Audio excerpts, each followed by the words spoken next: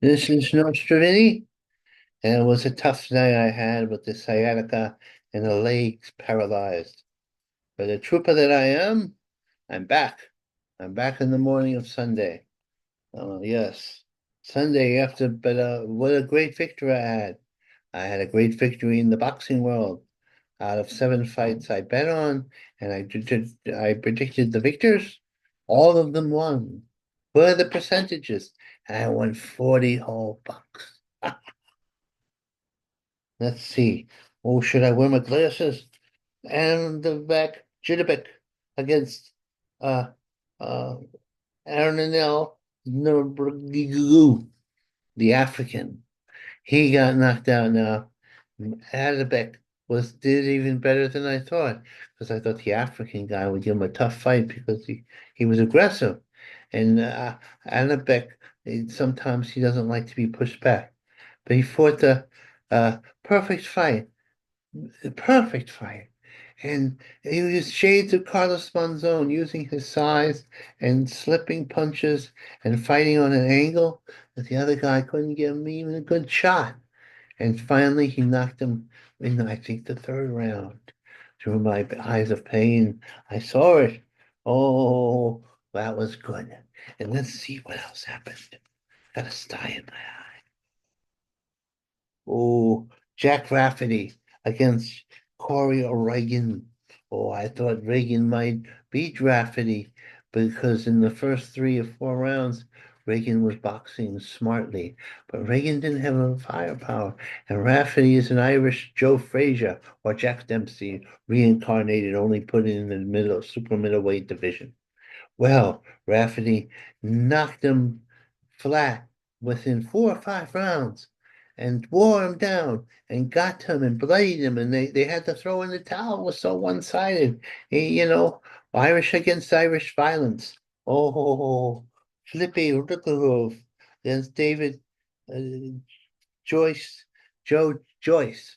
Now this fight, I thought Rivik would knock out Joyce, who's the worst for wear lately. But Joyce showed me a lot, and it was a close fight and went to the distance. And but Rivik, who's from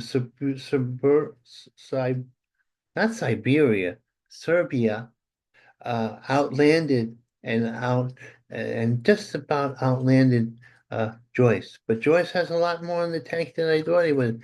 I give him credit. He does have a lot in the tank. Uh, if you're noticing, I'm not looking directly at you because I'm looking at me. Seeing how I look a little worse for wear, but I got a little bit of a rash. I gotta shower more. Oh, oh, David Angelia and Devilia against Jimmy TKVO. Well, this fight was a clunker up until the time that David knocked out the TKOV like David and Goliath. He was in too good a shape. He's a sharp puncher and a devastating puncher. He just doesn't, he needs to get his motor running. Get your motor running, David, and you'll be going for the title pretty soon. I don't know if you'll win it, but you'll certainly be dangerous. Oh, yeah. Abdullah Mason.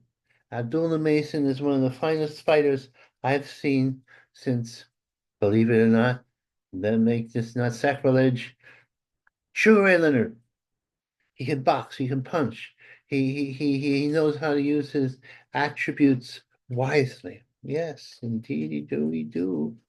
And he's a great fighter. And he even got floored, so he's not invincible, but he got off the floor and came out and knocked the other guy out. Not in this fight, but the fight previously. In this fight, he was the perfect fighting machine, fighting and knocking out ooh, Carlos Aurelianos, who had a good record and was a spoiler. And then this fight, Lindelof Dralango against Elvis Rodriguez.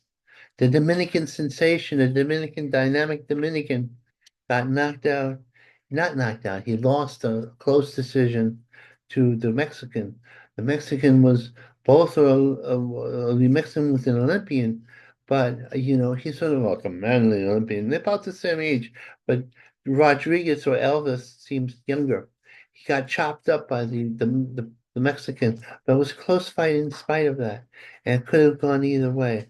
But finally, the Mexican fighter, the Olympian, uh, his pedigree showed, and he was calm. He had the manly strength. Okay. Richard Torres against uh, Guido Bellini was Italian American, not Italian, Italian Olympian against a Mexican American who seems like he's a tough, well, it's our voices, and seems like he's uh, American because he has no accent. But his father has a little accent. I suspect his mommy was was an Anglo. That's my suspicion. Although they haven't checked out his pedigree, because he has no accent at all. He seems like a Rocky Marciano type guy. It was a close fight. The size of the Velino and boxing ability helped a lot.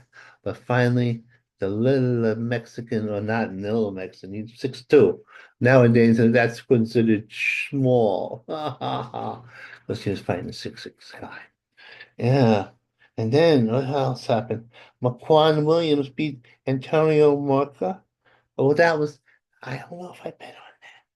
Oh, Tim DeZoo knocked out Joey Spencer in 5 rounds. He was a class above. I thought Joey might for upset, but he didn't because Costazoo's son is the chip off the old block and came back from the defeat. So that's the story. Forgive me for my condition. I had a rough night, staying up all night watching my fights, but it was worth it. I made $40. What do you know for that? Oh, yeah. Okay, so goodbye for now. I know I look like crap, but sometimes I don't. I got rashes on my face. I gotta take care of that. I can't grow a beard because my skin is so sensitive, like a baby. Okay, goodbye, everybody.